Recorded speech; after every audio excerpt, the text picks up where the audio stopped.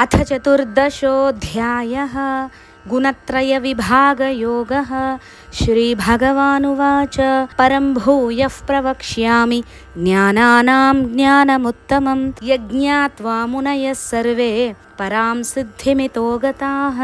దేనిని తెలుసుకుంటే ఈ సంసారం అనే సాగరం నుండి విడివడి పరమగతిని పొందుతారో అట్టి పరమమైన జ్ఞానంలోకెల్లా ఉత్తమమైన జ్ఞానం గురించి నేను చెబుతున్నాను, వివరిస్తున్నాను విను అంటూ శ్రీ భగవానుడు అర్జునుడికి వివరించబోతున్నాడు. మునులు, ఋషులు, పండితులు అందరూ వేదాలు, పురాణాలు, శాస్త్రాలు చదివి జ్ఞానాన్ని సంపాదిస్తారు. ఆ జ్ఞానం గురించి తెలుసుకొని మునులు మోక్షం పొందారు. ఆ జ్ఞానం గురించి కృష్ణుడు అర్జునుడికి ఇదివరకే చెప్పాడు. అన్ని జ్ఞానాలలోకెల్లా ఉత్తమమైన ఆ జ్ఞానం ఏమిటంటే పరమాత్మను గురించి తెలుసుకోవడమే. ఆ జ్ఞానం గురించి మరలా చెబుతాను విను అంటున్నాడు. జ్ఞానానాం జ్ఞానముత్తమం. పరమాత్మను గురించిన జ్ఞానం మనం ఆర్జించే ప్రాపంచిక విషయాల జ్ఞానం కన్నా ఎంతో ఉత్తమమైన జ్ఞానం. యద్ జ్ఞాత్వా మునయః సర్వే పరాం సిద్ధిమితో గతాః.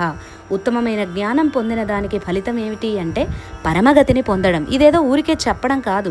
ఇదివరకు కాలంలో మునులందరూ కూడా జాతి, వర్ణ, కుల, మత వివక్ష లేకుండా పరమాత్మకు సంబంధించిన ఈ ఉత్తమమైన జ్ఞానాన్ని సంపాదించి ఉత్తమ గతులను పొందారని పరమాత్మ వివరించాడు. మునులు జ్ఞానాలలోకెల్లా ఉత్తమమైన పరమమైన ఈ జ్ఞానాన్ని పొంది పరమగతిని పొందారు. అంటే మరణానంతరం పరమగతిని పొందడం కాదండి, జీవించి ఉండగానే ముక్తిని పొందారు అని చెబుతున్నారు. జీవన్ముక్త స్థితిని పొందారు. అటువంటి ఈ ఉత్తమమైన జ్ఞానం గురించి నీకు మరలా చెబుతున్నాను అంటున్నాడు పరమాత్మ.